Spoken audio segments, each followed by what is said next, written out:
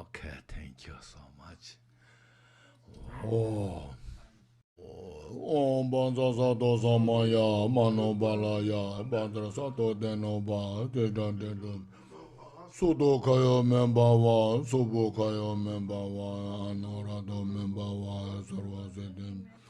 Sawa Karma Sosame, Zedan Shriya Guru, Hunga Ha Ha. Sarva Tata Gatra Badrama Memo Samban Zembawa Ma Samaya Sato.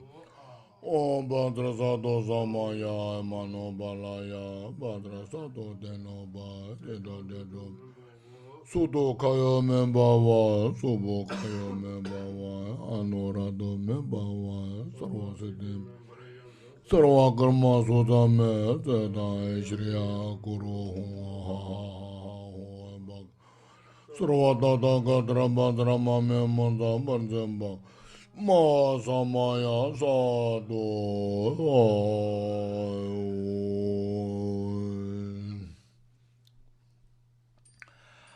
Okay, first please take a deep breath. Inhale fully. Exhale. Please inhale fully.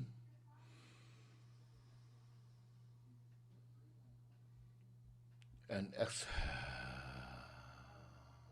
Now, third time, please inhale all the Buddha's wisdom, loving kindness, bodhicitta into us.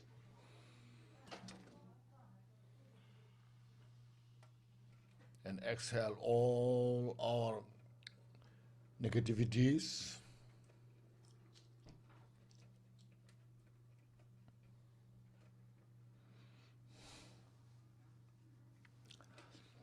Okay, thank you.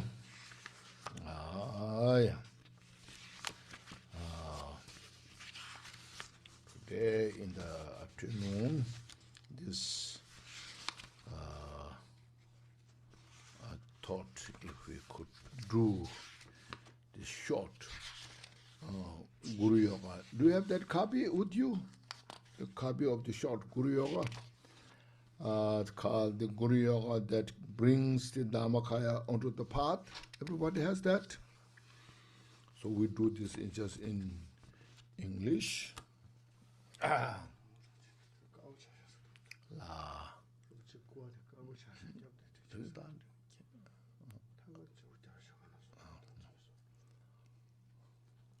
Okay. La.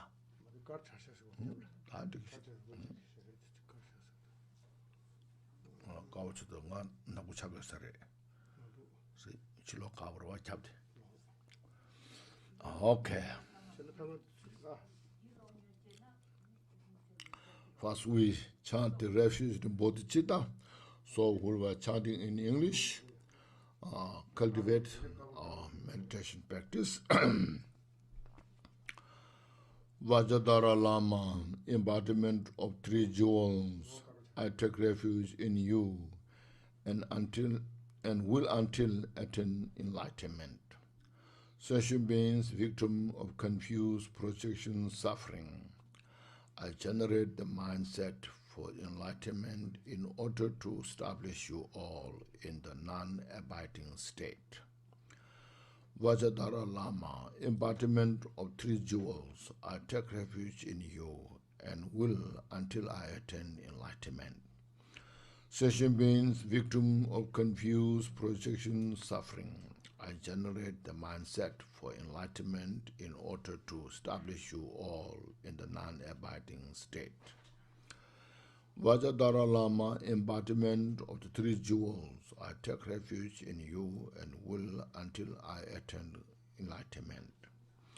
Sentient beings, a victim of confused projection suffering, I generate mindset for enlightenment in order to establish you all in the non-abiding state. And then next, the visualization. Lord Vajradhara Jigdasungun, you sit on a seat of the 10 strength, 4 fearlessnesses, and 18 unmixed dharmas.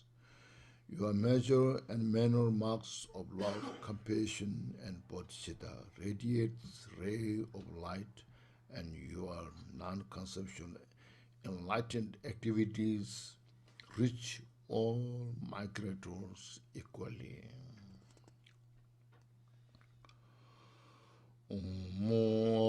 Moirana shere sarawai sede Airana shere sarawai sede Moirana shere sarawai sede Airana shere sarawai sede Moirana shere sarawai sede Airana shere sarawai sede Moirana shere sarawai sede Airana shere sarawai sede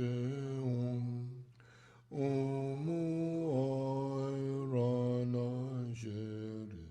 Airana shere sarawai sede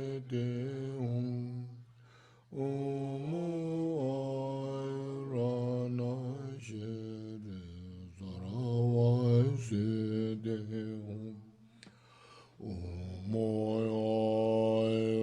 Moirana shere sarawai sede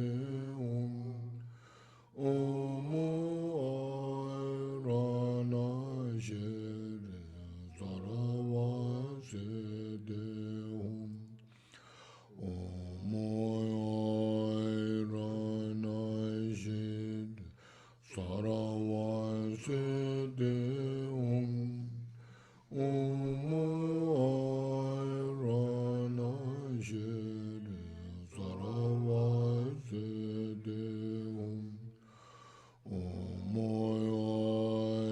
Moirana shere sarawai sede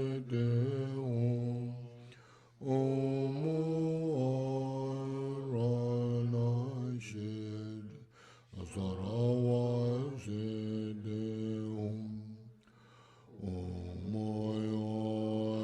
Moirana shere sarawai sede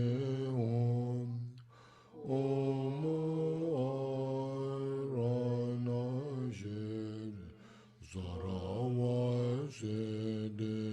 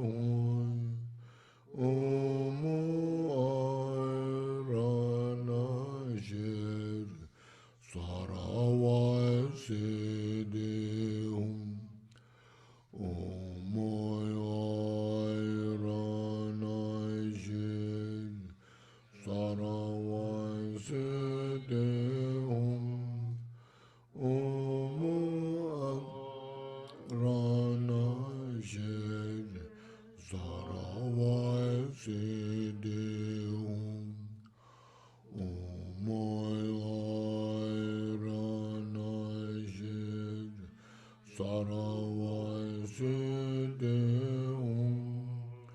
Omu Airana Shir Saravai Siddhi Omu Airana Shir Saravai Siddhi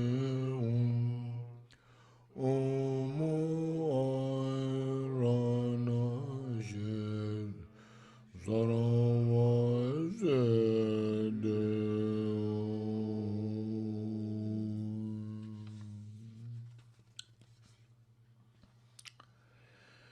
You are the Buddha, Nagakula, Dora, Dipa, and the Bamkara of the past, Maitra of the future, and the Shakyamuni of the present, the reincarnation of Nagarjuna, the peerless Rana Shiri, Lord Chikten Sunkun, I supplicate you. You are the Buddha, Nagakula, Paradipa, and the Bamkara of the past, Maitra of the future, and the Shakyamuni of the present, the reincarnation of Nagarjuna, the peerless Rana Shiri, Lord Jikta Sungpan, I supplicate you. You are the Buddha, Nagakula Paradepa, and the Bamkara of the past, Maitra of the future, the Shakyamuni Buddha of the present, the reincarnation of Nagarjuna, the peerless Rana Shiri, Lord Jikta Sungpan, I supplicate you. Now next, the recipe, the empowerment.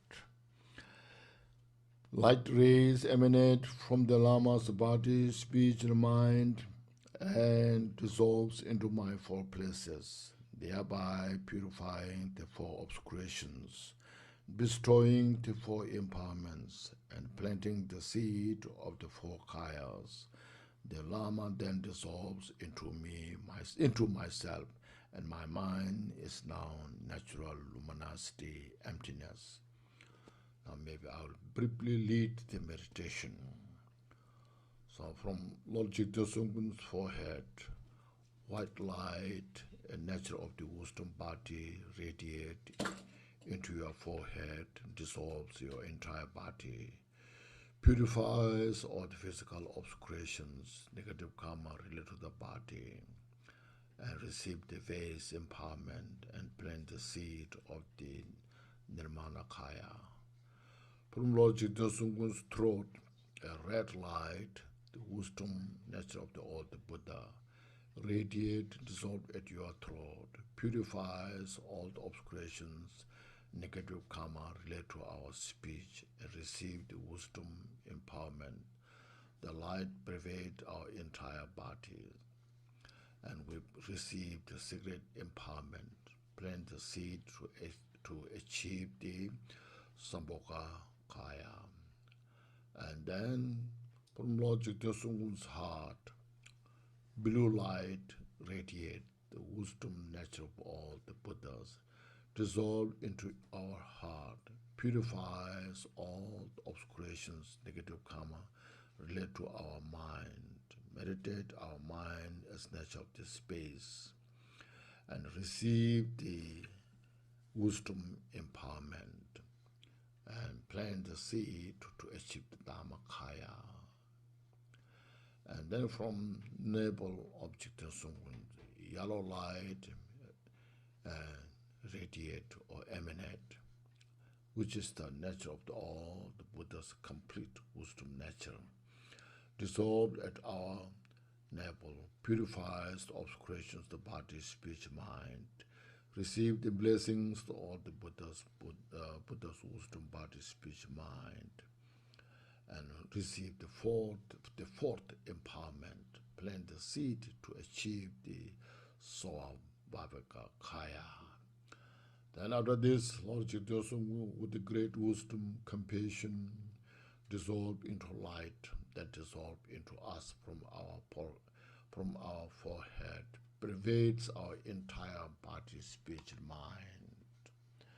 And we just nothing but nature of the enlightened nature, unfabricated. This unites the enlightened Buddha's mind and our mind. All the negative obscurations are fully purified. Meditate your mind as the nature of the space.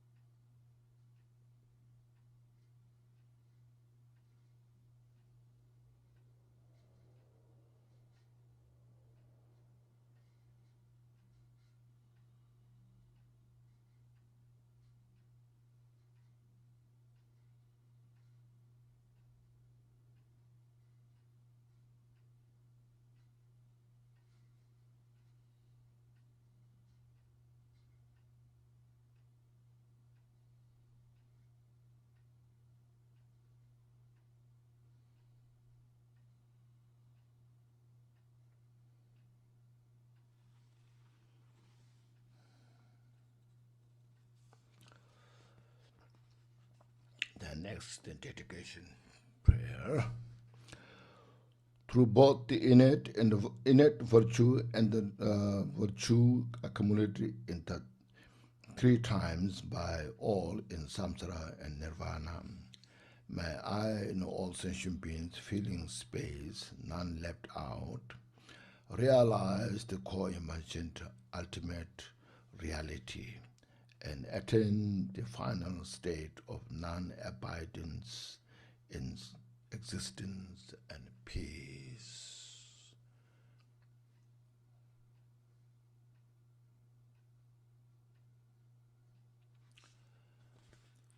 So if we could meditate on this, and chant the mantra and receive the empowerment, it will really give us great support to understand the Dharma teachings and penetrate the nature of the reality nature and our mind, especially our mind itself, because all that our mind then dissolved at the end, at the non-abiding state, the full liberation of the mind, free from all the boundaries, and meditate there often, and in the morning, in the evening, and also like especially at the time of death. If we have good support, if you have good other realization meditation practices, of course you can use those as well.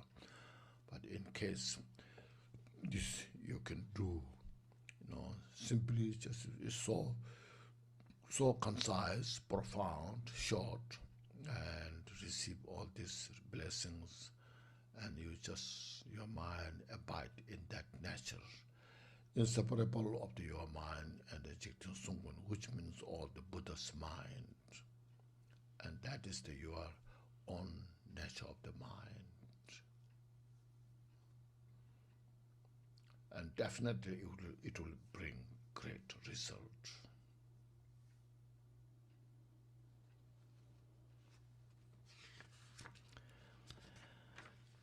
Okay, thank you.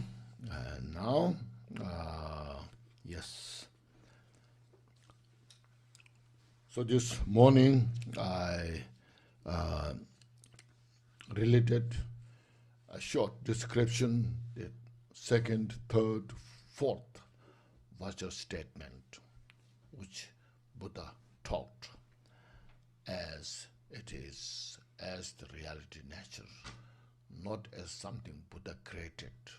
No, that's why it's called Buddha is not a creator. Buddha said, I explain you the reality nature, and you are your own responsible for liberation, because we have the Buddha nature, and we have all the abilities. So connection to this, to all, I compiled one very short text. It's called permission and prohibition, their mode of abiding.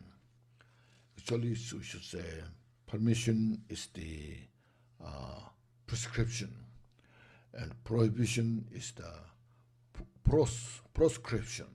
You know these two words. Prescription is like when you see the doctor, medical doctor,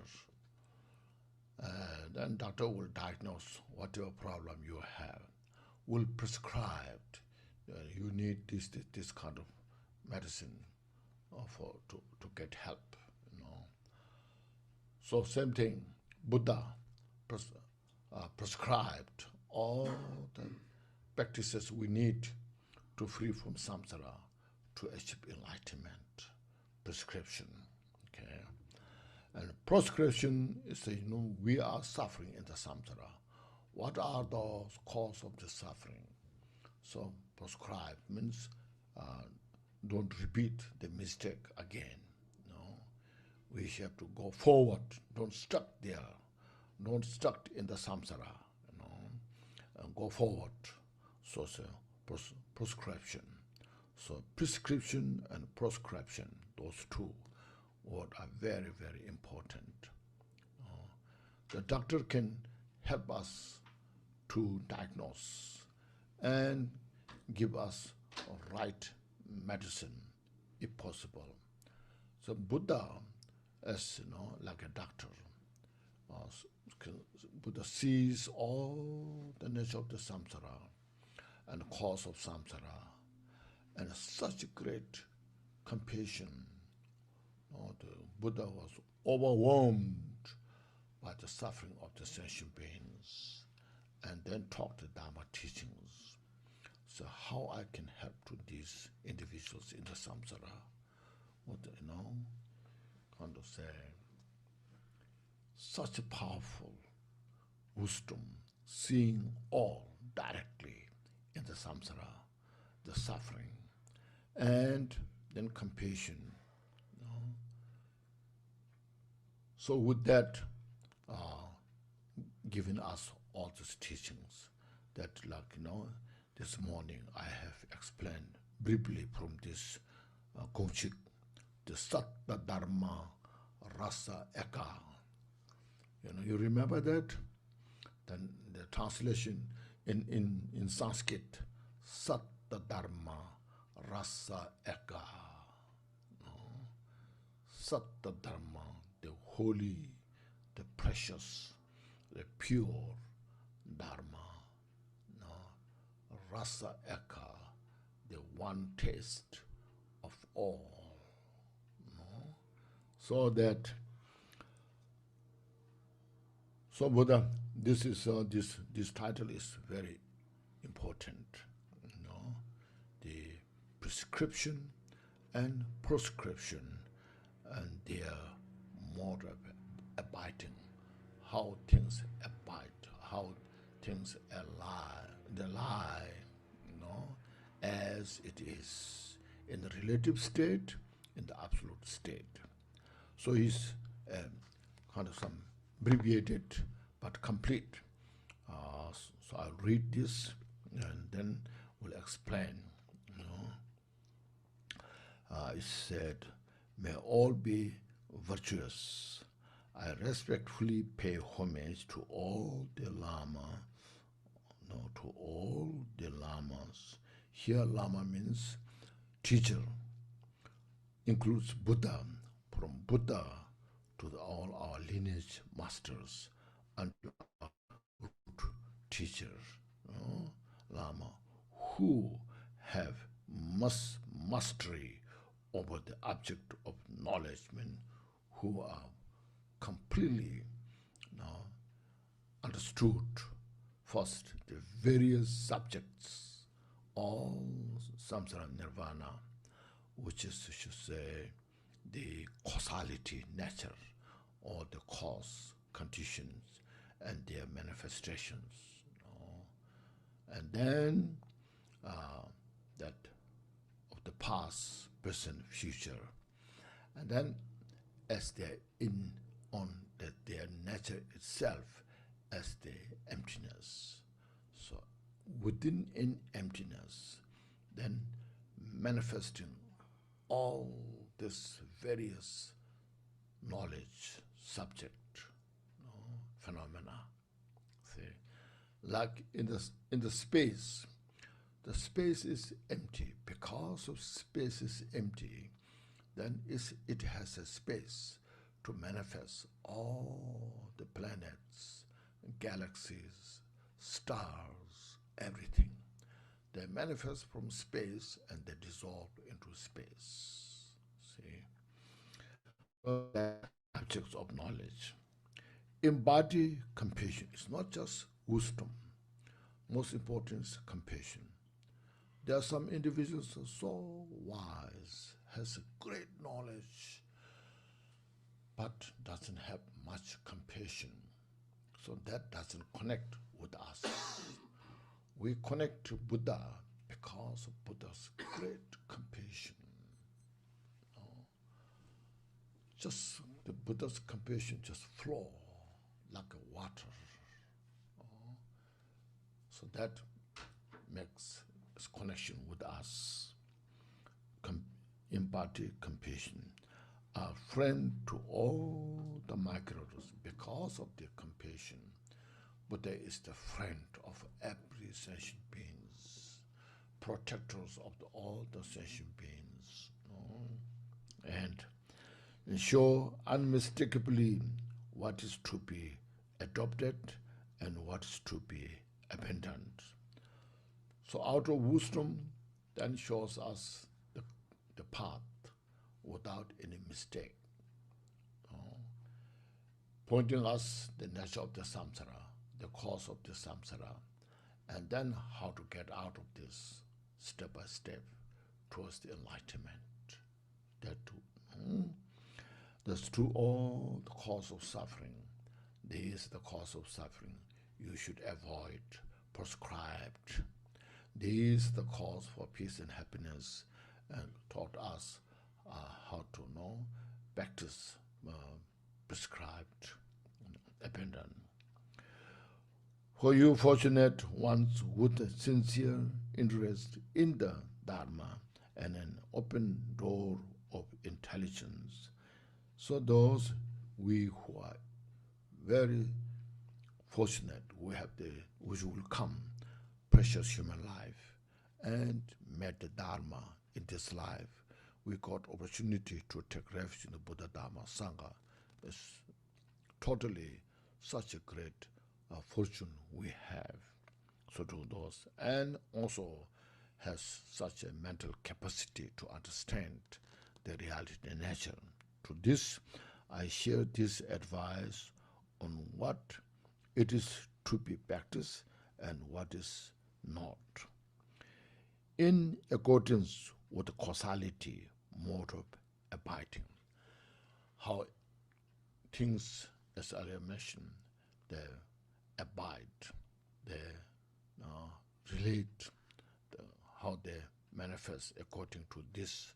Then we'll write down a brief this instruction.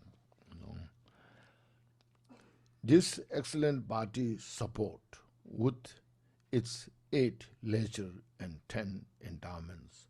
Now most of you know what this about, and the jewel ornament of liberation, and also many other books. In my case, the transformation of suffering, as well a complete guide to Buddhist path. So those books. Then the advice by the Gonsalame Shalom in these many precious books, I explain about this. The 10, the 8 lectures and 10 endowments. With the 3 faiths, the faith of confidence, of the faith of the faith of trust. You trust causality, karma. So all the suffering is come from non-virtue. All the peace and happiness come from virtuous deed, karma. we fully trust about that. Then the faith of longing. We long or wish, want to free from samsara, desire to attain complete enlightenment. Then the faith of clear means the Buddha is the perfect, who's the perfection of all the obscurations and perfection of the excellent qualities. And the Dharma is the teaching, the actual, that what we take refuge and get the benefit. And then Sangha. So this one who has a clear faith. So we need these three faith from the mind. Physically, the 18 qualities. Mentally, the 3 qualities. Enables one to attain unsurpassable enlightenment. When we have that kind of conditions, then we have every opportunity, to see all the real nature of the samsara and the enlightenment, and then we can make effort to free from samsara, cause of suffering, and to achieve enlightenment, the Buddhahood. So contemplate the allegories and an analogy and so forth of the difficult it is to obtain, and so we just contemplate this precious human life is difficult to achieve. Even though in this world there are like 7 or 8 billion people, but how many are interested in the Dharma study practice? And then those who really taking time to practice full is very few, not many. That shows it's rare. And those practicing, how much benefit they are getting. So that's because of precious human life. One has all the opportunity and has the ability to do so. Henceforth, engage in the essence of the teaching. So we just follow to practice the Dharma teachings. First, of course, we have to hear the Dharma teaching and then contemplate on that. The most important is put into practice. If you don't practice, just only hearing, there's not much medicine. Like if you understand all the medicines, but if you don't take the medicine when there's a problem, then it doesn't help. So we need to practice the Dharma. Means purify our mental obscurations, delusions, to get the benefit. Then this is just contemplating on the precious human life. Now, see, step by step, we can understand precious human life is so crucial, require to study, practice Dharma, and to free from samsara. All appearing existence phenomena are of a momentary, disintegrating natures. So all these things that composite phenomena, the outer, the mountains, the rivers, the land, the ground, the trees, you can see how much they're changing, moment to moment. Then look at our own life, human beings. We are aging every day, every moment, getting older and older. And then we just know that's the reality nature. So it's no one's belief, but it's reality nature. So we have to acknowledge this. Then when we get older, Sometimes we may say, I will practice Dharma when I get older. Right now I'm young, so I'd have no time to study, practice Dharma. But when you get older, you cannot see, you cannot hear, then physically cannot meditate well. Physically pain here and there, mentally not so clear to capture the meanings of the Dharma. So it's that whenever you are connected to Dharma, it's the time to relate, study, practice the Dharma. More you practice Dharma, we get the benefit. So therefore, need to contemplate on the impermanence. It's very important because we know it is impermanent. We get up in the morning, and then the day passes. Morning, noon, afternoon, evening. So day passes like that. Like the river running, never stops. We're aging every day, every moment. So it is. That shows that it has no essence. There's nothing to grasp. Look at the beautiful flower. When you first buy the flower, it's so fresh, fragrant. You pay, you pay the money to buy the flowers. But then after some time, the flower fades, get old, becomes smelly. Then you throw in the trash. No essence, no matter how the flower is beautiful, no matter how much you paid, it's all, at the end, it goes to the trash. Or throw in if there are some individuals who can make a compose, then you put together, make a compose, and then you take to the farmland and then grow other fruits or vegetables. Otherwise, it's all in that nature. When you are young, very capable, we can run, we can walk, we can work, anything we can do. But when you get older, then physically incapable, even walking, it's not so easy. It's very difficult to get up, difficult to sit down. City is nature. I'm not saying everything's negative, but we have to be very practical, our life, how it goes. So why I'm saying this, is the previous great teachers that taught us it is for the Dharma study practice. When you have Dharma, then it is worthwhile to contemplate on this and use this human precious life in the best way, because at the time of death you age with dignity.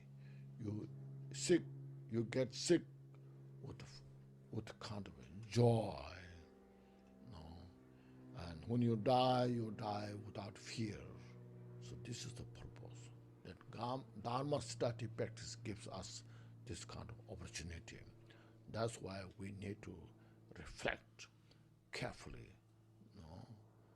Otherwise, it's just talking about how to depressed. When you get old, then you cannot see, you cannot hear, you cannot eat, you cannot digest. Then it's depressing. I don't like to hear about this. You see. Yes, if we don't have Dharma, then useless to talk about that. Just enjoy every minute when you have. But when you have the Dharma, this is how to prepare. Because our mind is so stuck in the samsara. Our mind is, other days I mentioned, there. So our this called inveterate propensity. So it's called a sticky glue. so difficult to get out of that glue, so stuck in the samsara, So we need a powerful teaching to get out of that sticky glue, the habitual tendencies.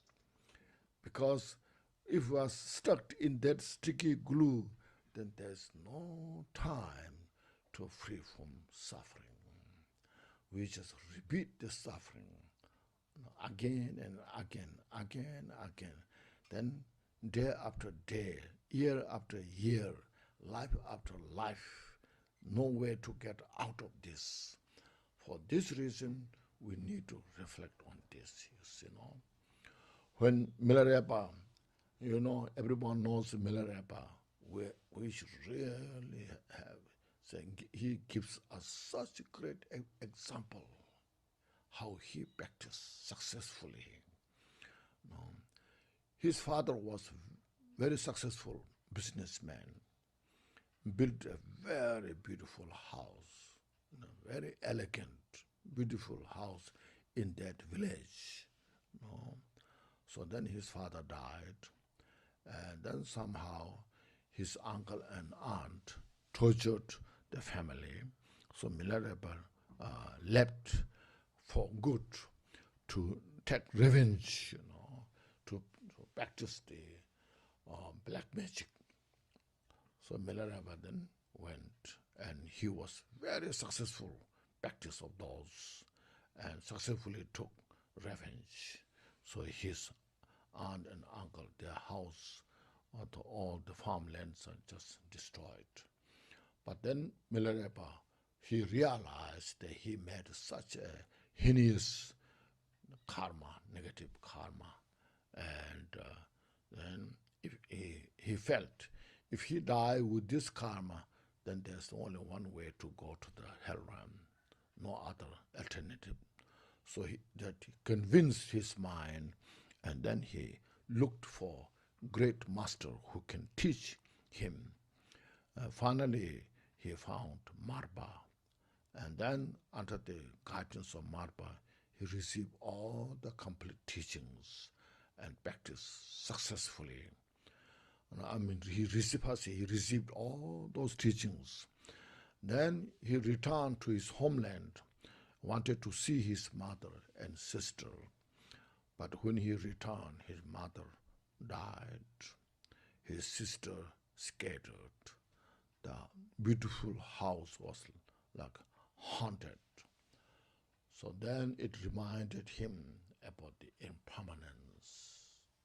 Then he made such a beautiful song there. When the father was there, I was not there. Even my father and I made together. There's not much thing to do, no essence. When mother was alive, I was wandering. When the son came back, the mother passed away. Even though mother and son made together, there's not so much essence. When the sister was here, the brother is not here. When the brother come back, sister was wandering.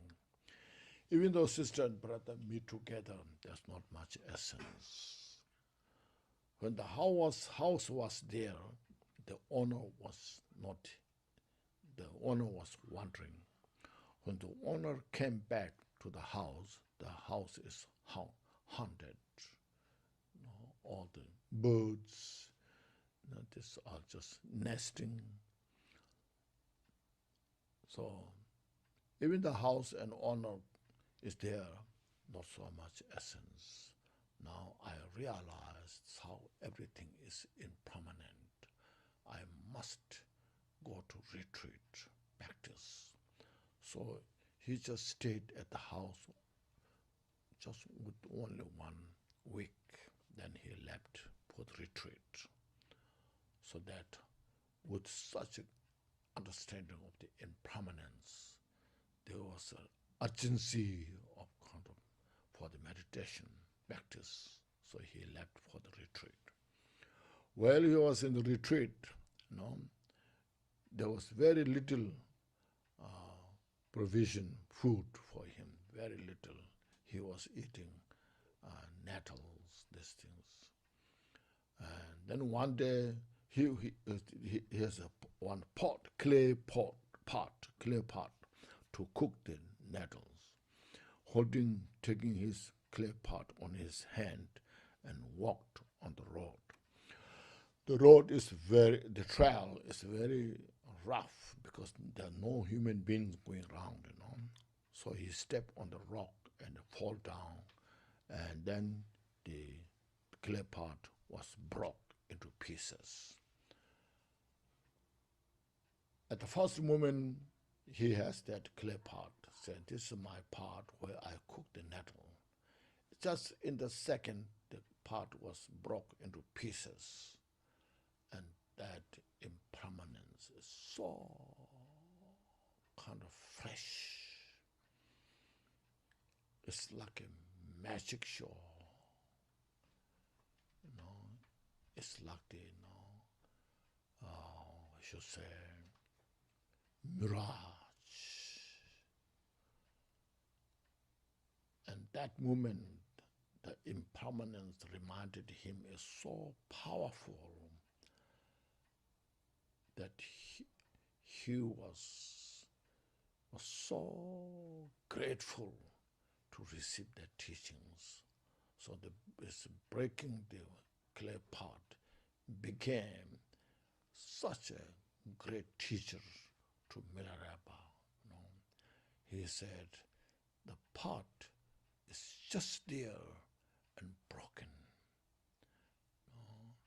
That gave me into such powerful teaching of impermanence. So this is the only wealth I have now in my life. He doesn't have other wealth. And that broke in that moment. And this signifies this is my body, human being. All the composite phenomena are signified this way. So I'm so grateful receiving these teachings.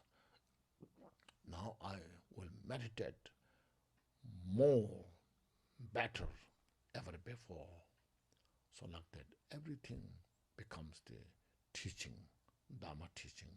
When you walk, you see it's impermanent. You're walking, it signifies impermanence. You're sitting, it signifies impermanence. When you're eating lunch, it signifies impermanence. Everything is a teaching practice, you see. There's nothing to attach to.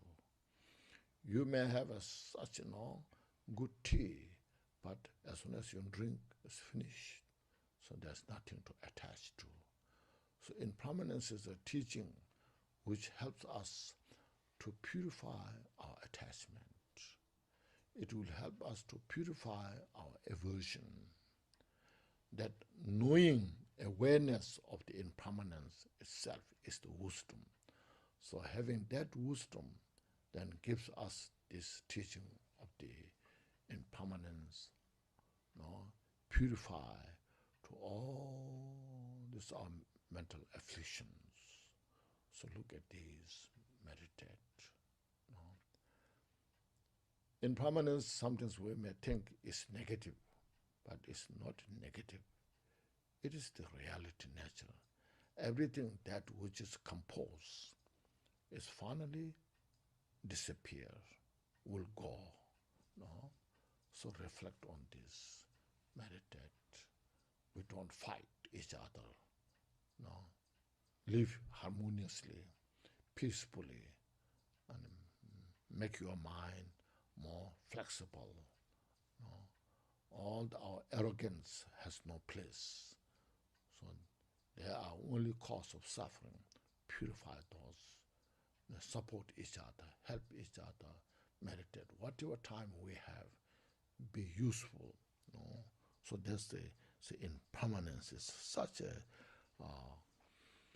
precious teaching that we need to reflect often on. When you meditate on impermanence, then it's like you see, look at the running river.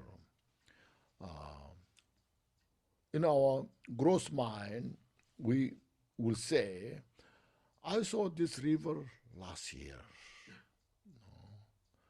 Or sometimes we say, I saw this river yesterday or this morning. But whether it's last year or yesterday or this morning, what we saw, the river is gone. It's gone to the ocean. What is seen now is different from this, what you saw. It's all just speeding the time, every minute, every second. So look at this. So if we investigate in between now, past, now, future, past, and you don't find something exists there. No, you cannot find something exists there because it's just constant. So that the constant nature of the flowing, we don't find anything exists. So that non-existent nature is emptiness. At the same time, you see the river. You see, inseparable, that what you see and what is non-existence is inseparable. So, but we need good meditation, relaxed meditation to find it. So impermanence is not a simple thing. It's very powerful. When you realize that you are born in this world, then we realize one day we'll die. When we realize one day we'll die, we understand the impermanent. Once we realize everything is impermanent, then as I mentioned like this way, you realize everything is nothing but emptiness. So see this nature, reflect. That's it. This is not something we believe. It is reality, nature. How it abides its own nature.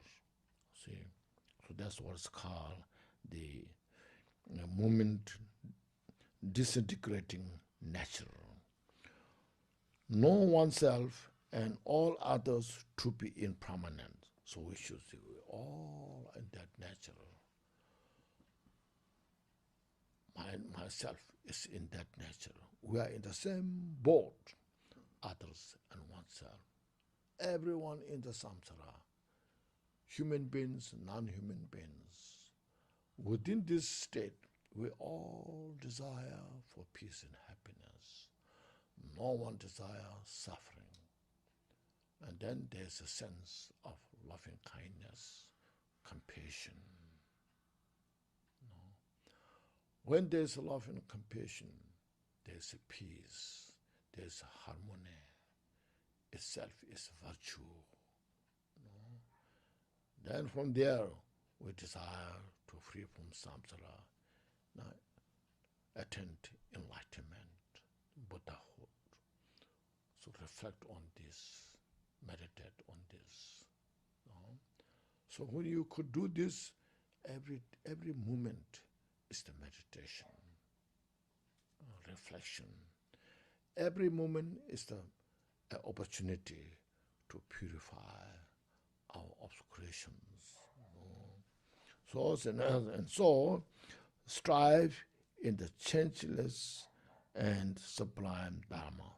So nature of the Dharma never changes. Virtue is virtue. Virtue can never become non-virtue.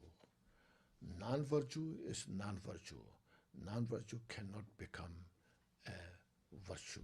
It's changeless in its own nature.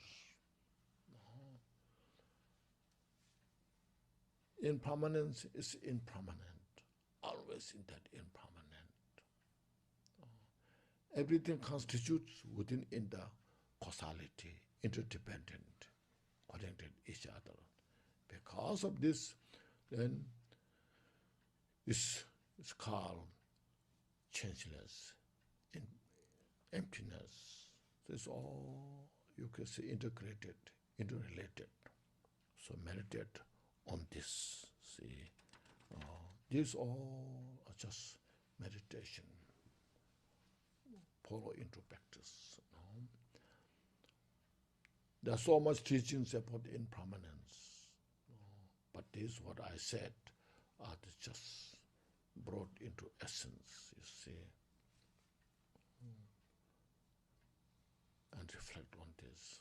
That will help us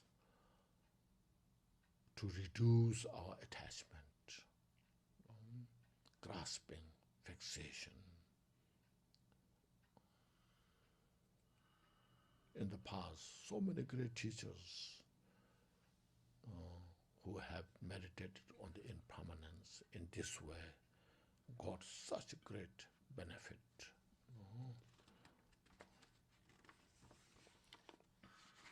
Then next is in causality, karma and result.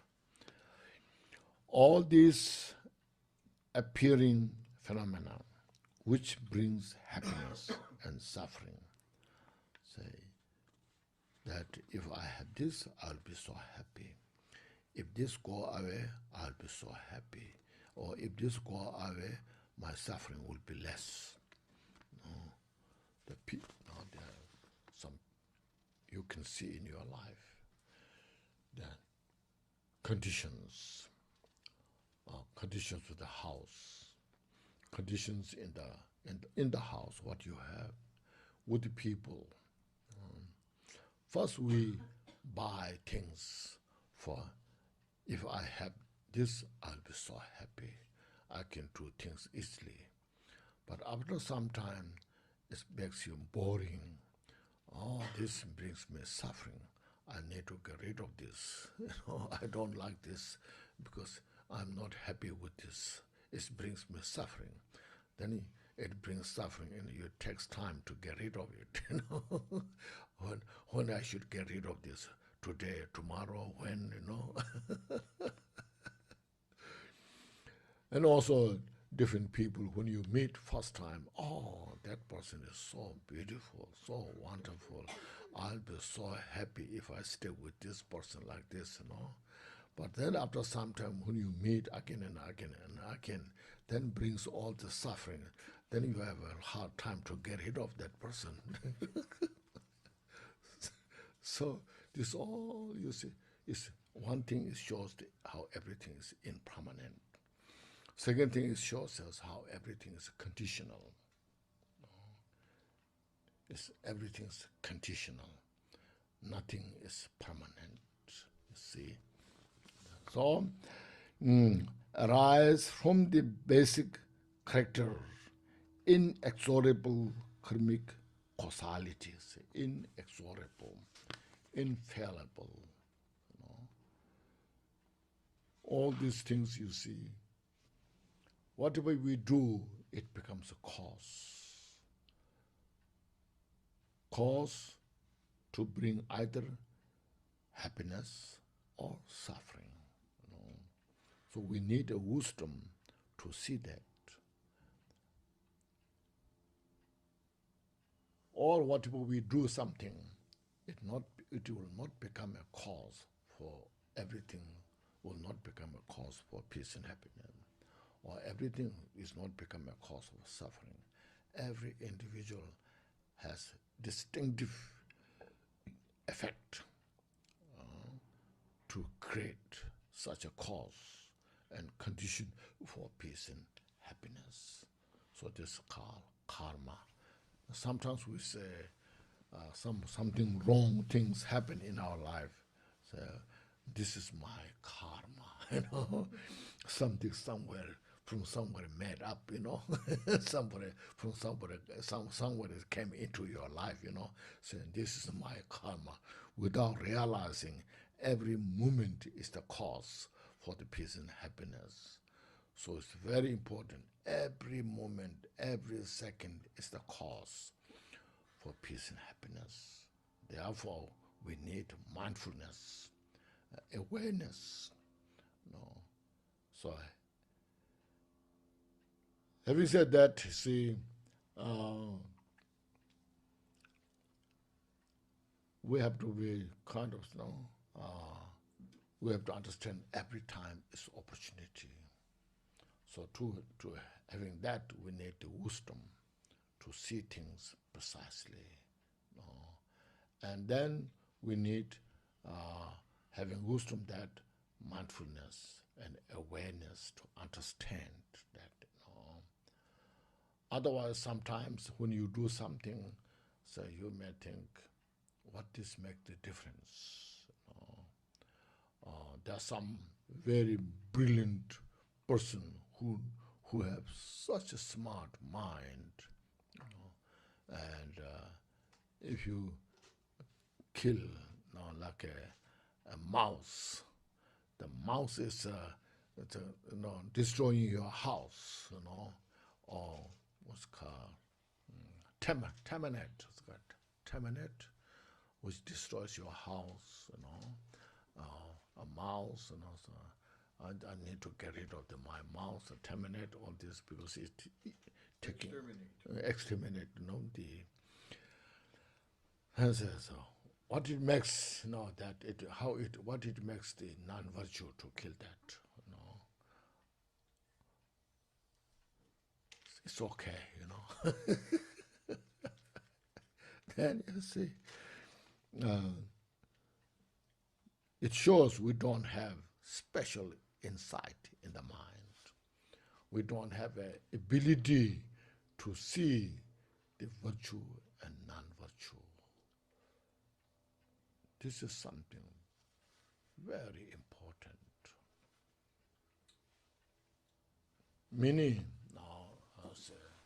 Many people in this modern time, they don't have that kind of wisdom. So really, what's the virtue? What's the non-virtue?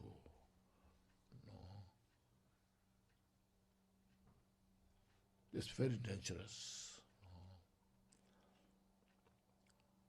When we understand the virtue and non-virtue, then there's a lot of space, opportunity to explain what is right, what is wrong. If we don't have such a mental, that capacity to see the virtue and non-virtue, then we have no space to talk about the virtue and non-virtue, which are the root cause for peace and happiness. So just peace and happiness is something external thing. You need that. Not realizing internally how to cultivate, create such conditions. So those who have understanding of the virtue and non-virtue is very precious. It's a great gift in our life to have that. Says, yes, it makes sense, relate to ourselves, and then to share with others. So there's 10 virtues, 10 non-virtues. So avoiding 10 non-virtues. Just as like a rapper, this who those are the thieves. They call non-virtue, because even we have the law, so those who rappers, the rapperies, then they're put into jail, prison, like those, because it destroys the peace and happiness in the individual's life. So relation to this way to understand something, the virtue and non-virtues, meditate on this. As mentioned, it's not a religious belief,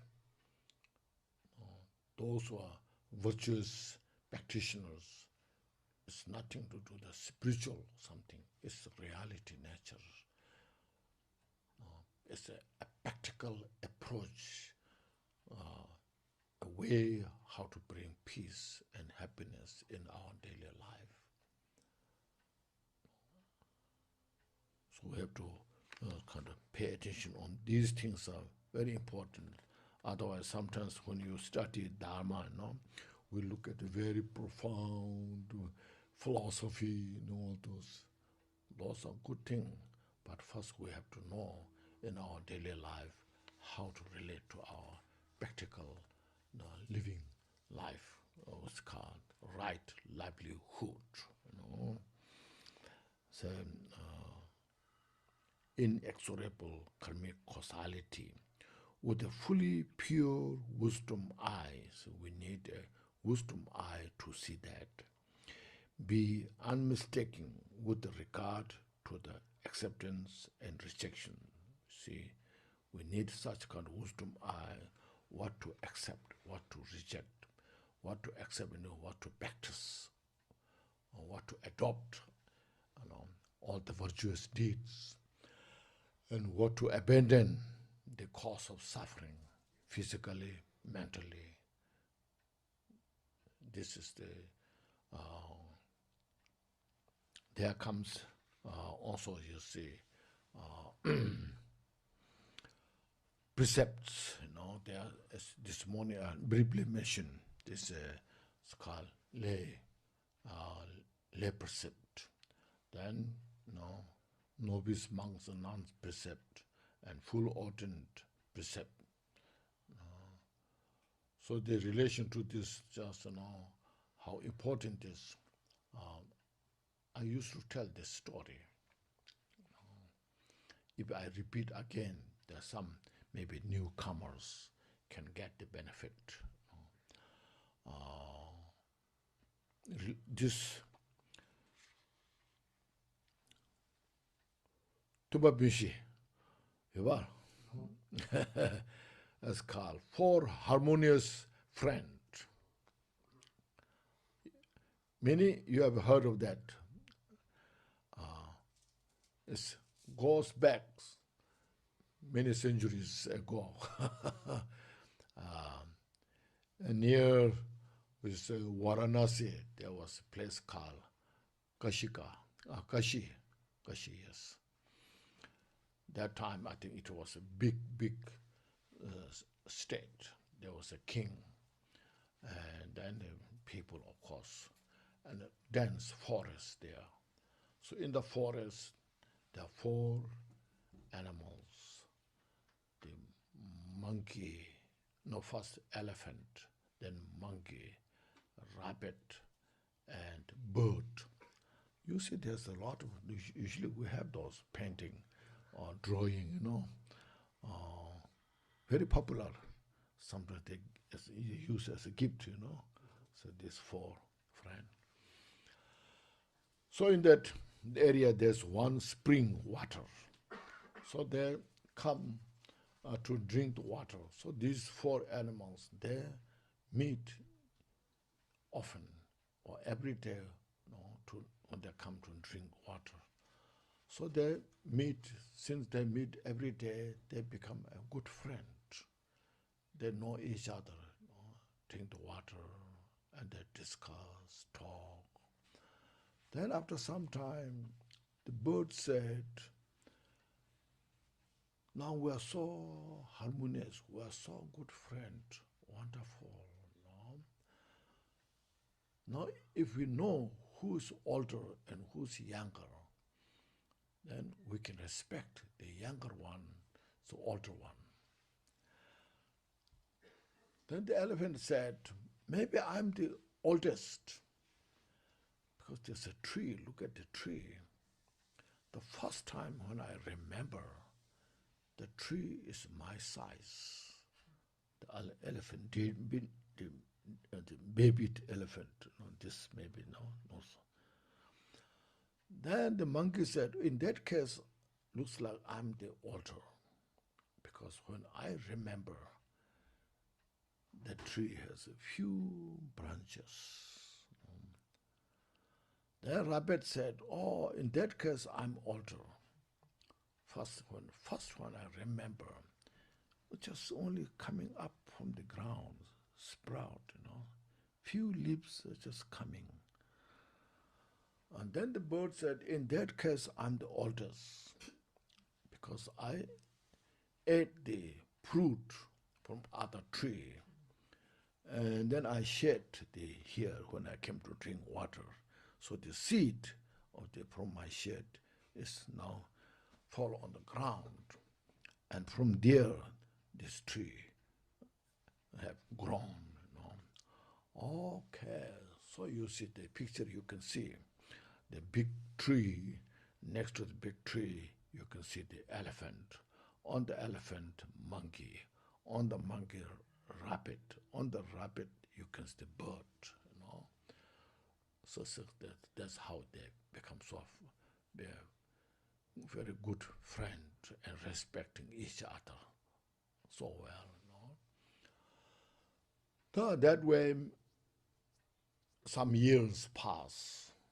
Then the bird said, now we're so kind of peaceful, harmony, and maybe we should do, what we should do is we should keep the 5 precepts. And this elephant and they said, what are they? The bird said, not taking life, not stealing, not sexual misconduct, and not telling lie.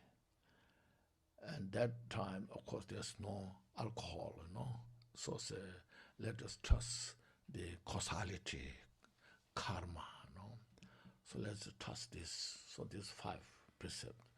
Then they all agree, oh, that makes it better. It's more kind of respect each other, more friendly. It's much better. So they kept that, get used to that. They understood that, and it really makes sense. Real way how to make harmony, peace. Then after some years, then the bird said, no, it's not enough. We just keep them. It's selfish.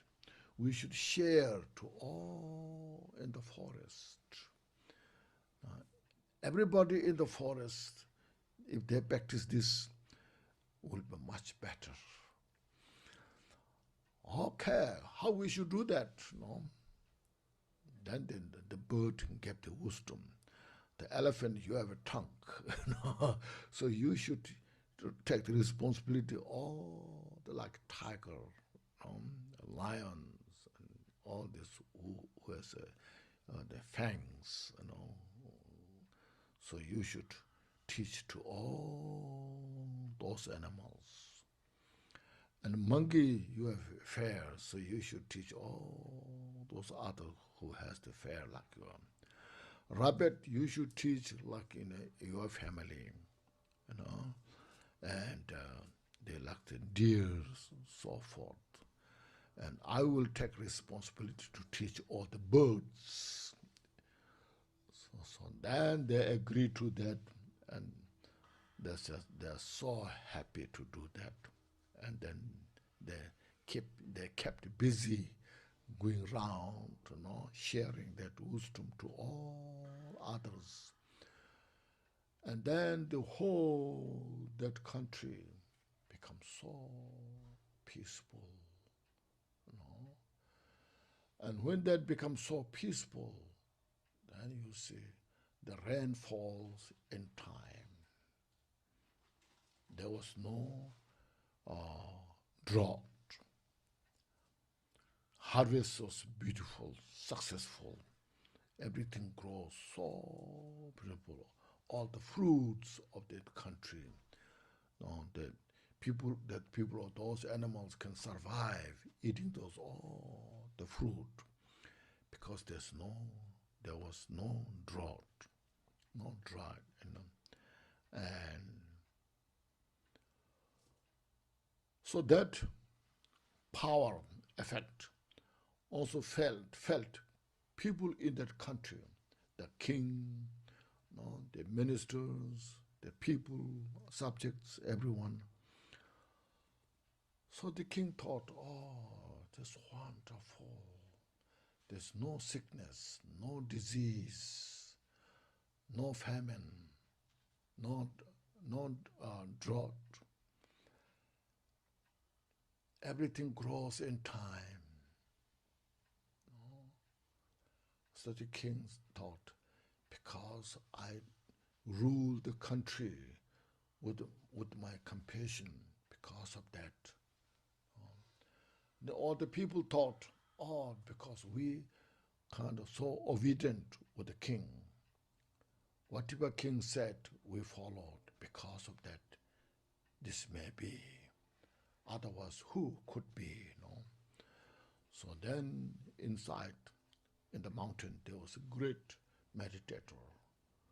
For many years, he was meditating there, has the clairvoyance, can see things.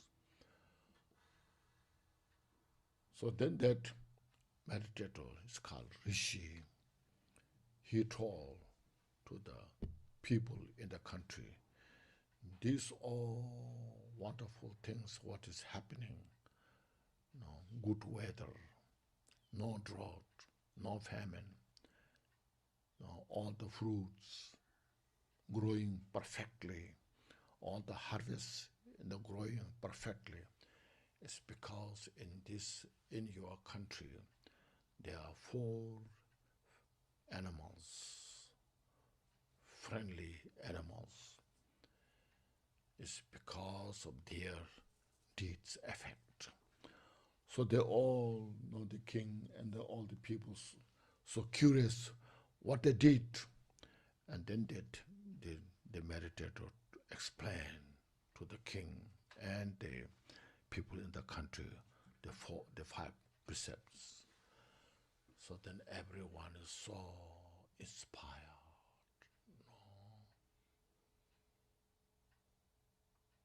So even the animal can do these things.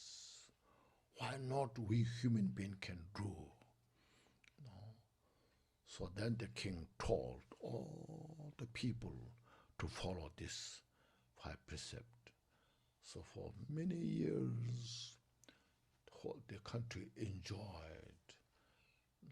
all those prosperous, luxurious life, happy, peaceful. So this is, you see, this is the account. This is the one story. So there are many.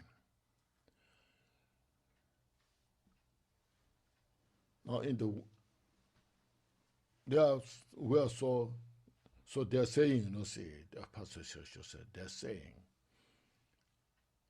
this whole planet can provide enough what they need. The whole planet can provide enough what the people need in the world, what they will need, But the planet cannot provide to satisfy even one greedy person. The person who is so the greedy person, if he owns this planet, not satisfied, he will look another planet, so more planet. So otherwise, what we need, just food, clothes, to live this life, to sustain this life, and live harmoniously, will be so peaceful. So that we learn from this story. That's what's called causality. inexorable causality brings the effect in the world. What we do, what we get. You see, it's such precious, these things. So there are a lot of other stories, but this is just one example.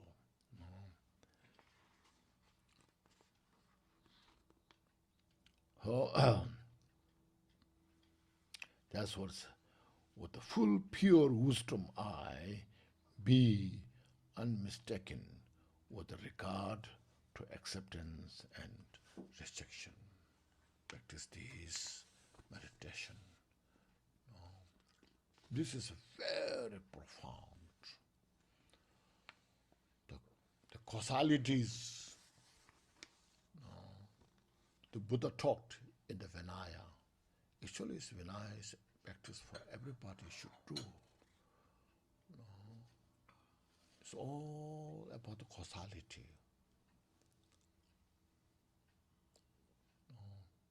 As mentioned, the prescription. What is Buddha prescribed? What to do? What the Buddha prescribed? What not to do? Based on the causality. It's not just monastic discipline. It's the discipline to every sentient beings.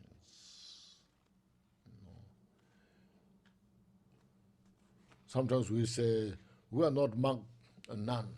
We can do this. Then when you come to the suffering, we won't say we are not monk and nuns, so I can suffer.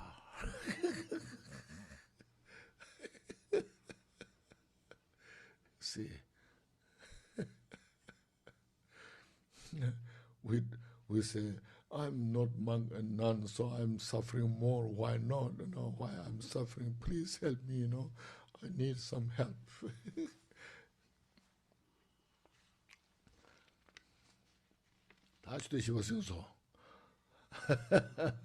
Time flies. We're supposed to stop here? We have an extra 30, right? We started at 2:30, so right? Excuse me? Another half an hour is okay, yeah? That's good? Right? Is it? We start late. We start late. And you call it half an hour more. Okay. Doesn't matter. So how do you like the way the teaching is going on? It's good? Yeah, we need this, you see. Instead of they believe this, that. Instead of that, what we can do, what we should do, what's the reality check,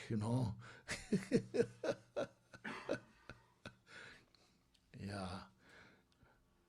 Okay. If you have any questions, something, just let me know.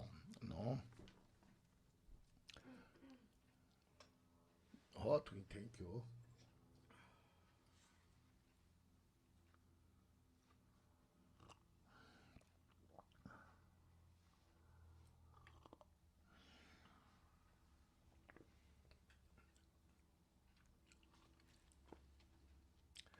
Looks like everyone is realized.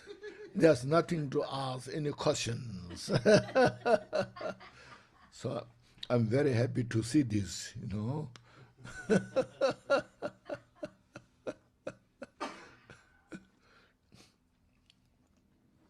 Next is, now first is touch the precious human life, okay. So now this as mentioned, this causality. So we precious human life has the ability to understand the causality.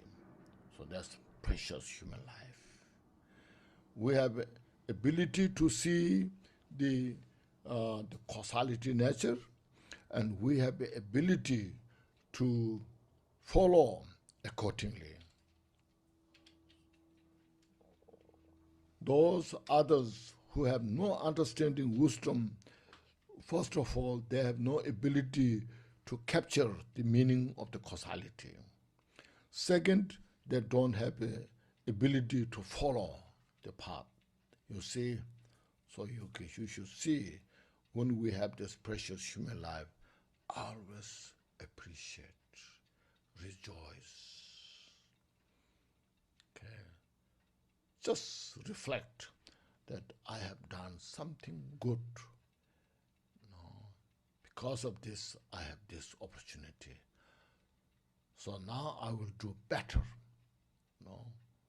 Go forward for enlightenment, not stuck in the samsara.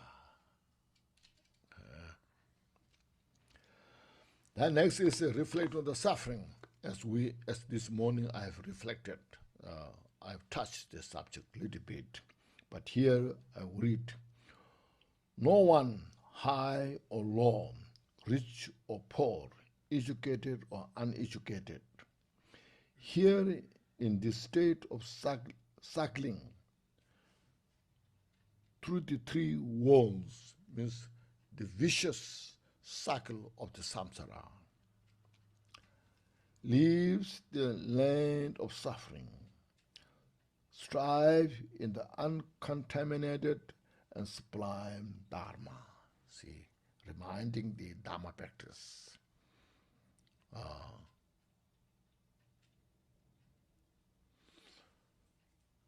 Just as a human, in the human realm, actually we have all the 6 realms of suffering. Just reflect, you see. I have related that few times, but just to remind, sometimes there's excruciating pain, like back pain. There's some people inject in the spinal, Have you heard of that? No. Pain is so much you cannot handle it. So there are some people inject this in the spinal so that there's not much pain. So like that kind of thing, such a pain physically. So you try everything. Sometimes mentally tortured so much. Like the suicidal, those are mentally tortured. So those doesn't discriminate, those rich or poor, educated or uneducated. Sometimes we say ignorance is a bliss, When you are ignorant, then you cannot think so much. One time, yes, I was talking about the suffering. There came one man, he said, when you talk about the suffering, we are suffering more than the cat in the house. The cat is sleeping, so joyfully, in the sofa,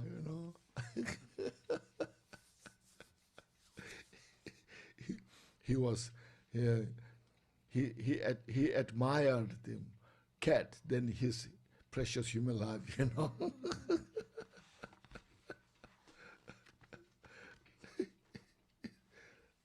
So what a kind of wrong thing, But we have these things, So look at this, like those excruciating pain, physically, mentally, it's like in the hell realm.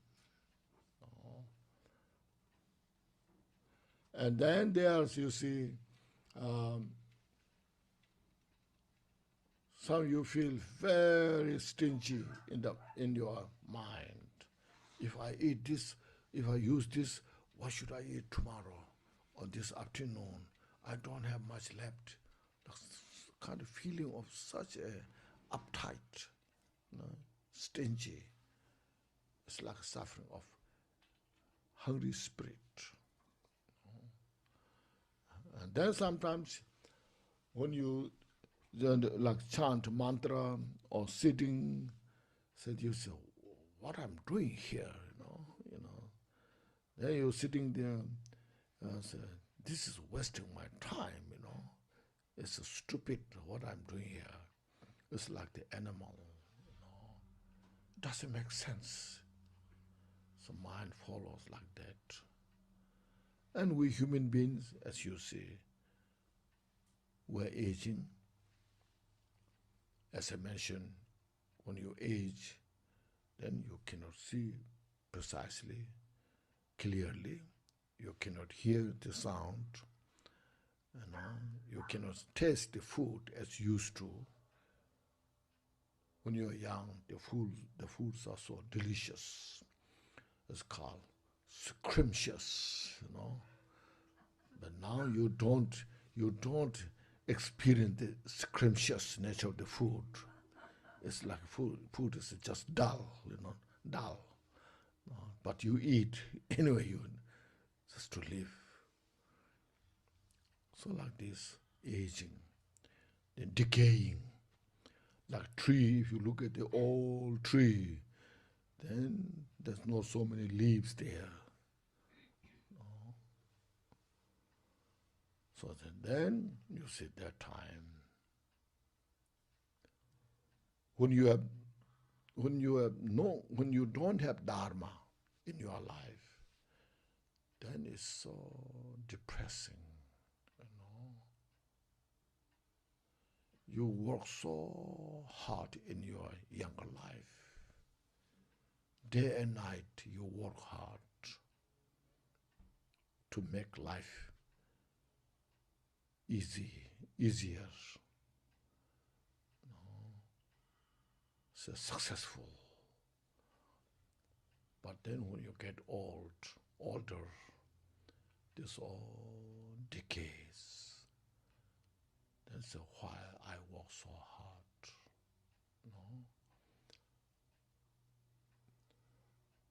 And you see, when you have dharma, see, oh, this is what it's called aging, getting old.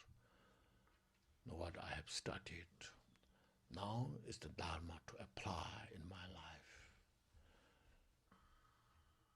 My youth, when I was young, I was very talented. I was beautiful, but now no longer. My face is wrinkled. It's called grimace. You know the grimace? What's that mean? So we follow into that. And frowny face. Then there sometimes we go to surgery, It's called plastic surgery. Try. Sometimes it works, sometimes it doesn't work. When it doesn't work, then it's, looks awful, worse. So we say, oh, this you can see, it's very obvious, very clear.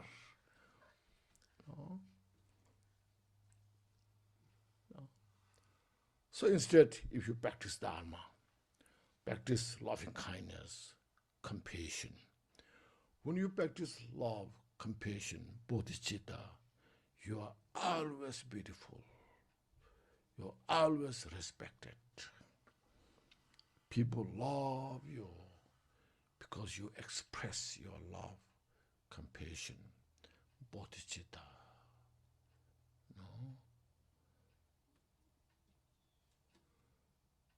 When you look at the Milarepa's drawing, so skinny, you see, like say, greenish color,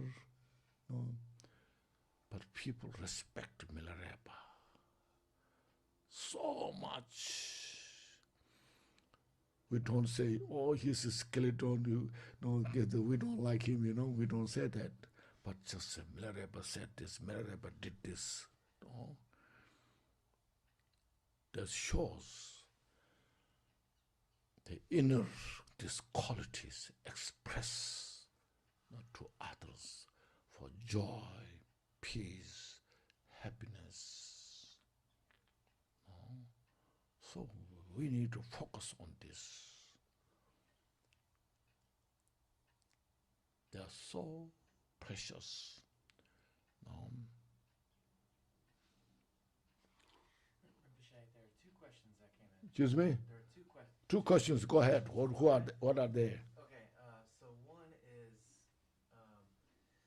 they said, Dear Rinpoche, our home is eating. Huh? Sound a little high a little bit. Yeah, their house is being eaten. My hearing aid is not good. Oh yeah. You want a mic? Okay. Will this reach? Yeah. This, mic. So that other can hear as well. Yeah, that's great. Okay. Yes. Okay, so they said their house is being eaten by termites. Knowing fumigation will kill many termites' lives, they're hesitant to do this, and they were wondering if you could give them some guidance here. Dire? The Guidance. termite, the bugs eating the wood inside their house. Yes. Yeah, what to do about that? Yes, you see, that's the dilemma. Yeah. There's one more. Yeah, it's not easy, samsara, Very difficult. What to do?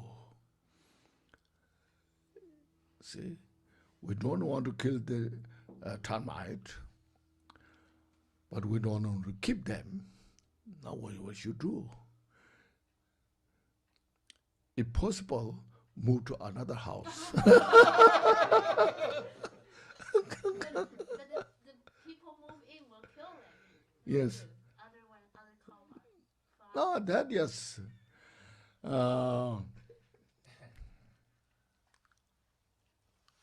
That's another dilemma, Yes, So that's why first very important to keep our mind. See,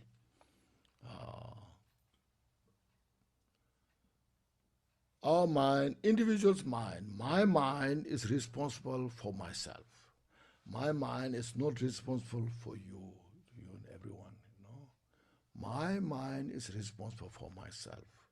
So I have to, since my mind is responsible for myself, I have to be very careful what I do. First, in the first place, it hurts. If I make mistake, it hurts myself. No one else care. And then, if I do good things, I get the benefit. No one will take away that. There's no need to fear. Okay? So, we should understand that. And yes, first we invade the land, others, and then they come to invade us. So what we should do? Some people say the ants. They say ant is coming on, digging all the now.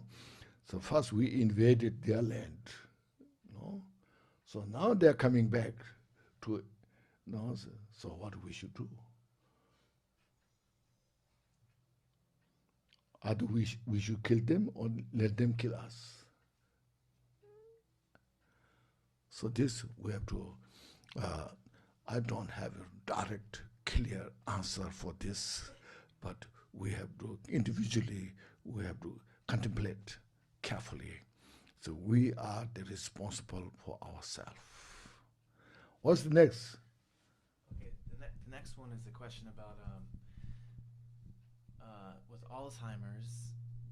Alzheimer's disease. Alzheimer's, and how can they free themselves from suffering? How to free themselves from suffering? From With suffering. Alzheimer's, what to practice? Again, that you see, Alzheimer's disease you used to have in the past, but it's more and more coming.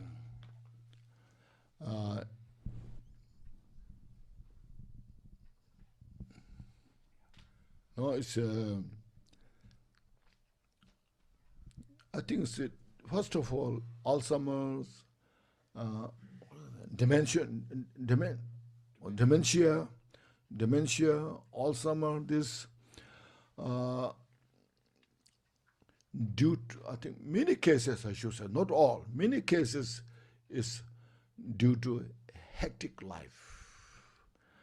Our life is so hectic. A lot of things are what's a deadline, you know. And so then there's a lot of what you call anxiety, you know. And then sometimes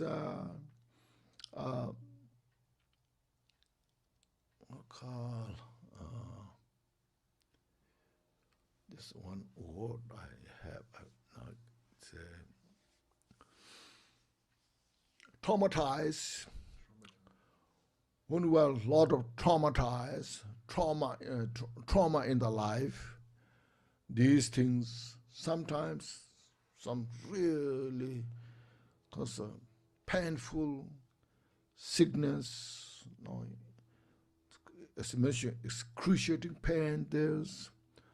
So these, I think, create such kind of environment that we forget more easily. No? When your life is so tired all the time, and then those things, then we forget. And Alzheimer's disease and dementia comes. Because then we take a lot of pills, you see.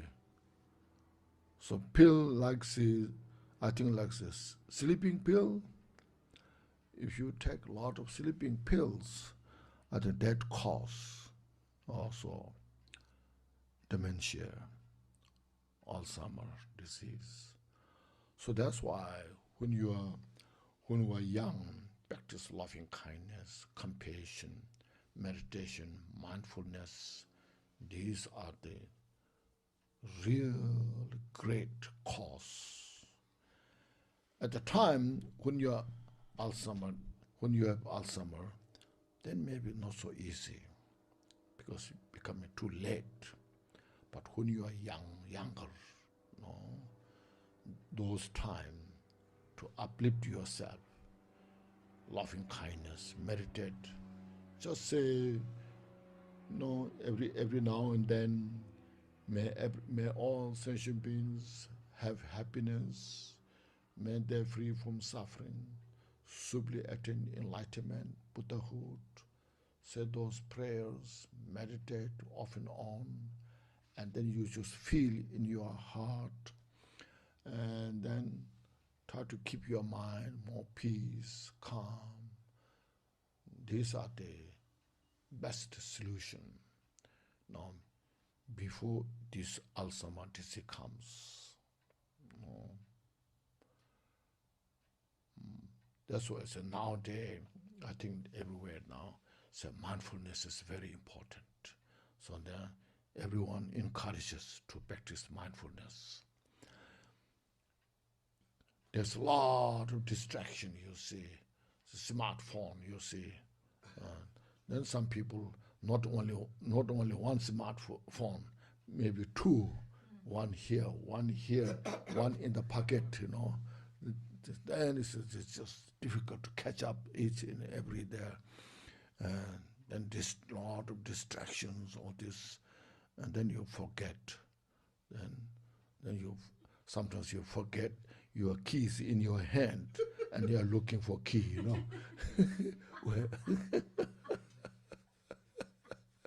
You see, so these things. So as I mentioned, these are not just religious training. It's the reality, nature, how to keep your mind calm, peaceful. So loving kindness, compassion, and then bodhicitta, and then relate the mind resting. These are the very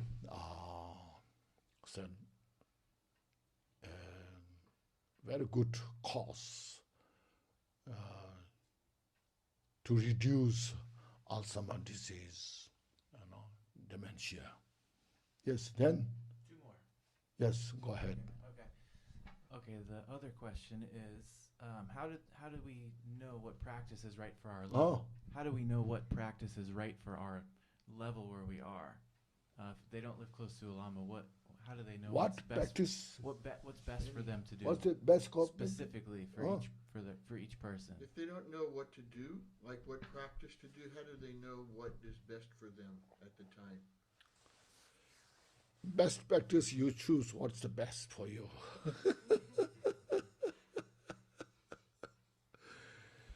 Best practice, you see, for everyone, watch your breath. Beginner or senior, anybody, you know. In the morning when you get up just when you get up in the morning, breathe in all the blessings of the enlightened beings, those who are compassionate nature, those who have great wisdom. So breathe in all their good qualities into you and pervade your entire body and mind. And breathe out all these negativities of your mind and the body. Do this 3 times and relax. Take few moments, do this. Then, as I mentioned, during the day, off and on, just reflect. As I want peace and happiness, as I don't want suffering, may everybody have all the peace and happiness. May everybody free from suffering, including those individuals who hate me, who create obstacles to my life. May they also have peace and happiness. May they free from suffering. Everyone may achieve enlightenment, total enlightenment. When you suffer, my suffering that I have, which gives me this great pain, difficulties, have a sufficient power, ability to purify all the suffering of the sentient beings. So these things you can do in your daily life. No. Then as far as they are chanting mantra, visualizations, that is, you can choose whatever you like. But what I said, this thing is general, that everybody can do.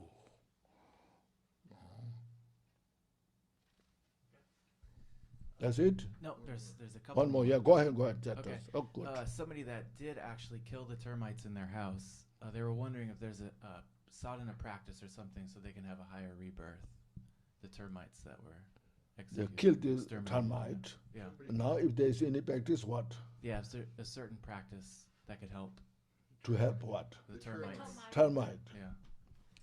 I don't know. Termite, you can help termite or you help yourself. Yeah, it's as I mentioned, samsara is a state of confusion. Okay, we should understand that. Samsara is a state of confusion. Very difficult to get out of, you see.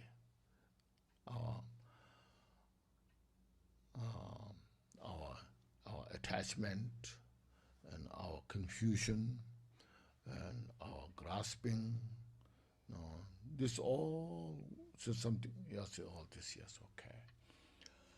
You can say, of course, you can chant any mantra if you know.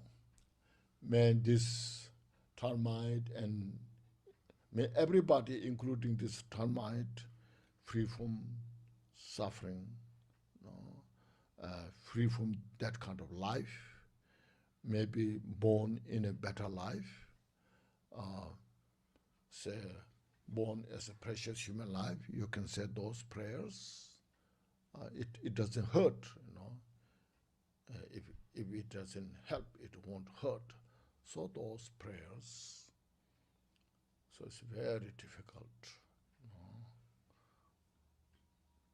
Then what else? Any? Yes. That's it? No, there's more. One okay. more, yes, go ahead. Just one more? Yes. Okay. It was about stinginess. If somebody is poor and they can't give very much, they're kind of asking, kind of about that, about stinginess. And Yes. But being poor and not being able to give much. Yeah. You can say, you can see. First, you practice. They're saying, everyone, I think everyone knows, giving is receiving. Giving is receiving. So you give is not wasted. But when you learn how to give, then you give without expectation.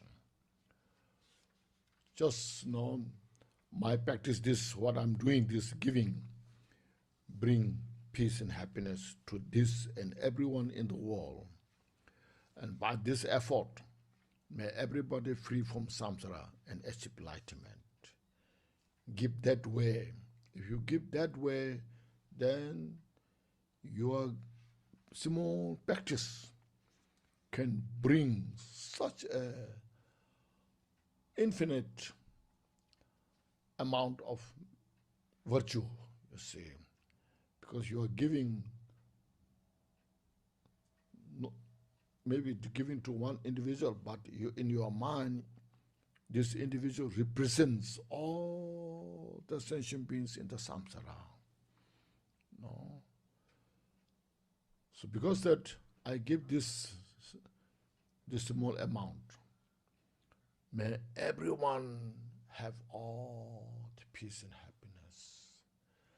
May everyone free from suffering, and they may achieve total enlightenment. You just dedicate that way. No expectation, no reward. No. So you first, those stingy one, first give small one, not too big. If you give big, then you may regret it.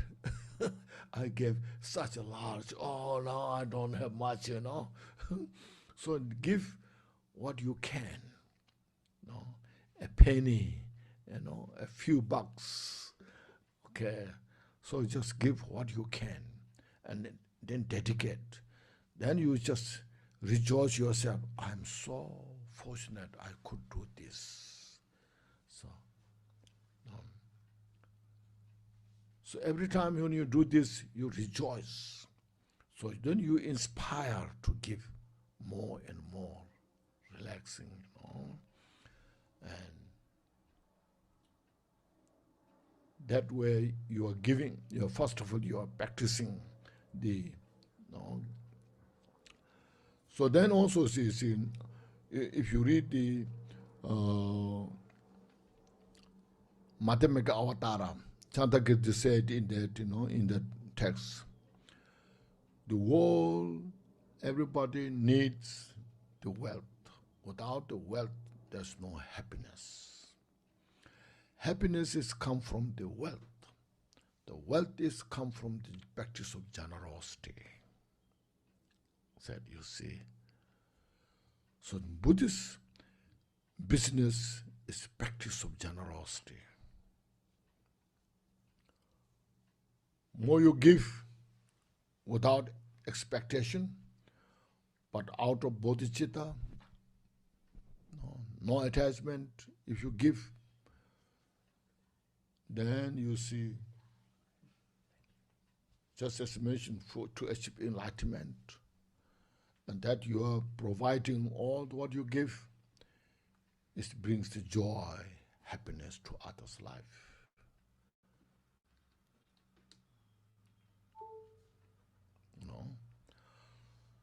So you see, this is a Buddhist business, not taking advantage of others. Usually in the samsara, we take advantage of others. how to make profit from others. Then we creating suffering others. You become rich, become billionaires, and others have no food to eat.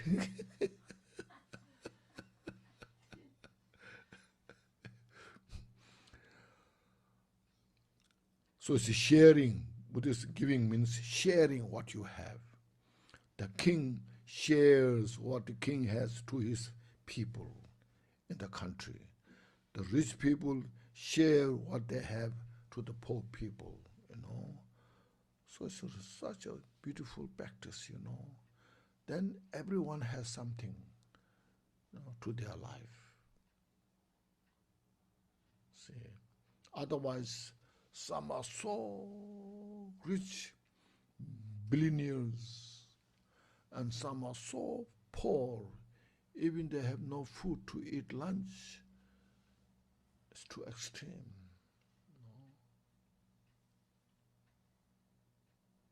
So there's no happiness, there's no peace. Even those billionaires, they have so much, but when they see people who have no lunch to eat, how they can live their life? They are so rich and the other have no food to eat. How they can enjoy their life? Not so practical, So Buddha taught how to share what we have to others.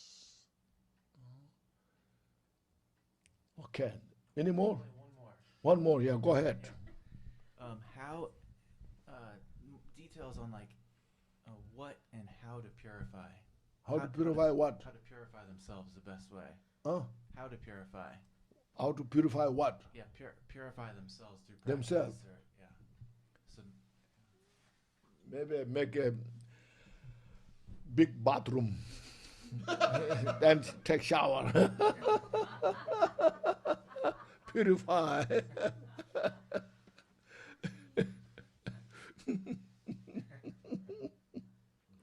Bathtub, bathtub, they stay in the bathtub, then, wash. I'm just teasing.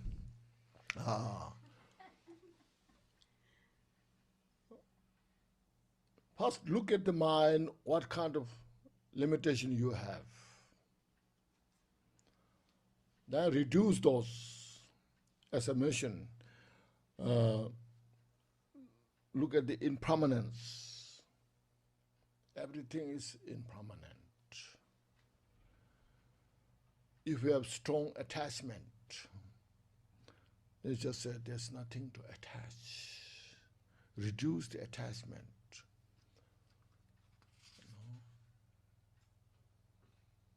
Just I gave example of the flower, a very beautiful fresh flower.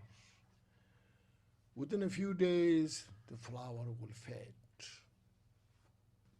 So everything's like that. So look at this impermanence and purify your attachment. Reduce the attachment.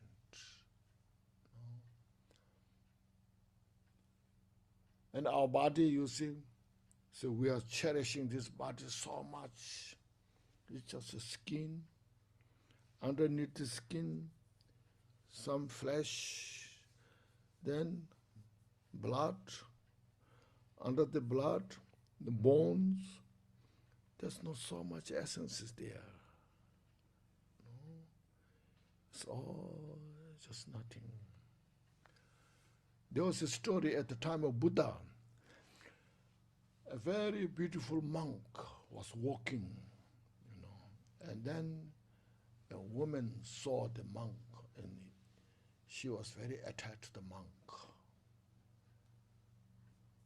The Buddha came to know that. Then Buddha understood how Buddha can help that person, the lady. Then Buddha said, look at the eyes, Buddha said. Underneath the eyes, what you have? Eye wax. Okay. The beautiful eye you have underneath the eye wax. The beautiful ear you have inside the ear wax. The beautiful nose you have inside the nose, the nostril. All the, coming in front of the nose,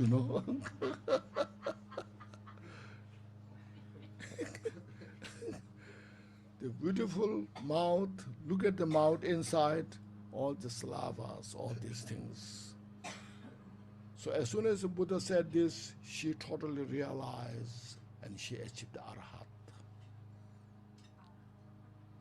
So these are the purification. You can purify your attachment this way. Anger, you say when you are angry, upset, you say this person is so nasty, And then you say this person is suffering, So much suffering is there.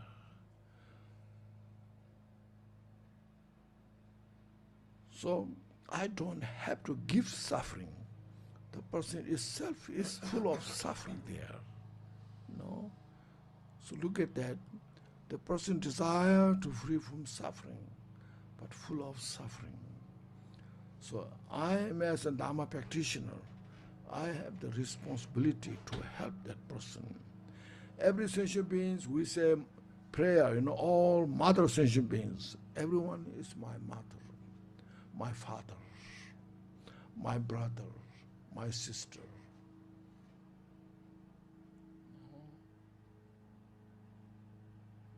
So that way, practice this loving kindness, compassion. So reduce your anger. Say prayers that person may free from that kind of suffering. So just look at these things and purify. And then, of course, there are practice. If you do, it's called Vachasattva practice, purification. There are so many things, other things, but these are general. You can apply in your daily life to keep your mind more peace, calm, relax. Then what? Any more questions? I have one question. What is that? Last one. Okay. You mentioned the Angulimala story before he killed 999 Yes. people, and then he was. Oh, can you hear me, Rinpoche? Okay. I can hear you perfectly. Other people can hear me? All right. And so he was pretty fortunate to have met the Buddha, right? Mm-hmm. Get He the wa- arhatship in one life. Yeah, he So was, yes. I'm just wondering how, because Buddha taught some people Mahayana, some people he taught to become an arhat. So would that come from the person's own side, or would the Buddha have just decided, oh, this person becomes an arhat, or how is that decided actually? That is not that complicated, It's called, if you know Tibetan,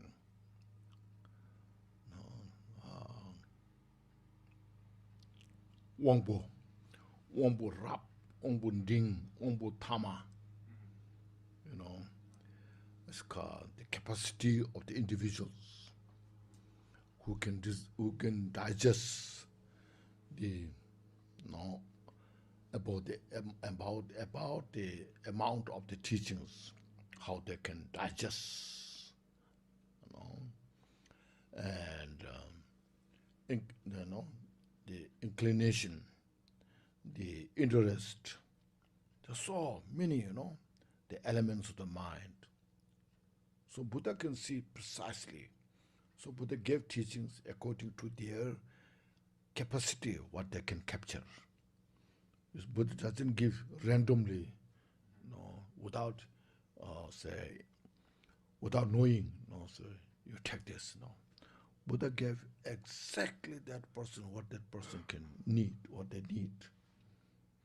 Yeah. Eventually, everyone has to become Buddha.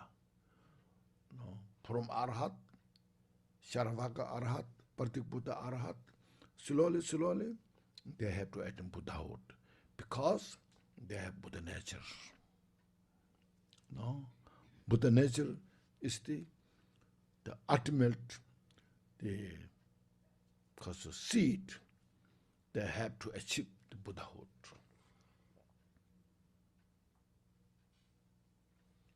Okay? Everyone is good? That's wonderful. Now, today, again, please take a deep breath.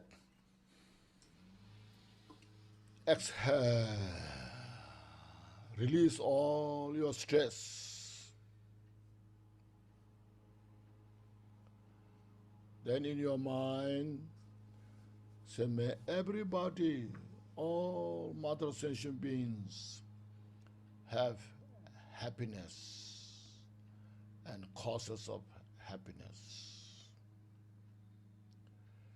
May every Mother Sentient beings free from suffering and causes of suffering. May they swiftly attain complete Buddhahood, enlightenment, and that you should feel in your heart. You are saying this not just intellectually, from the brain, but you should say from your heart. So I feel this. I'm doing this from my heart. No. Okay. Then dedication prayer. By the virtues collected in the 3 times by myself and all beings in samsara and nirvana, and by the innate root of virtue, may I and all sentient beings quickly attain unsurpassed, perfect, complete, and precious enlightenment. May the teachings of the great Trikumpa Ratna Shri, who is omniscient, Lord of the Dharma, Master of interdependence, continue and increase through study, practice, contemplation, and meditation until the end of samsara. I thought you said this dedication prayer. Okay. Now it's okay.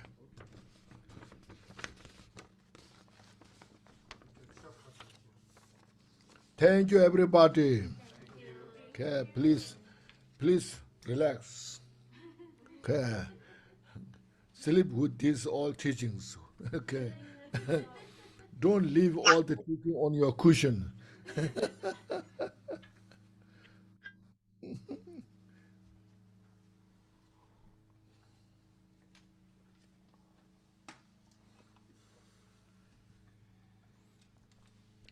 Hasta mañana.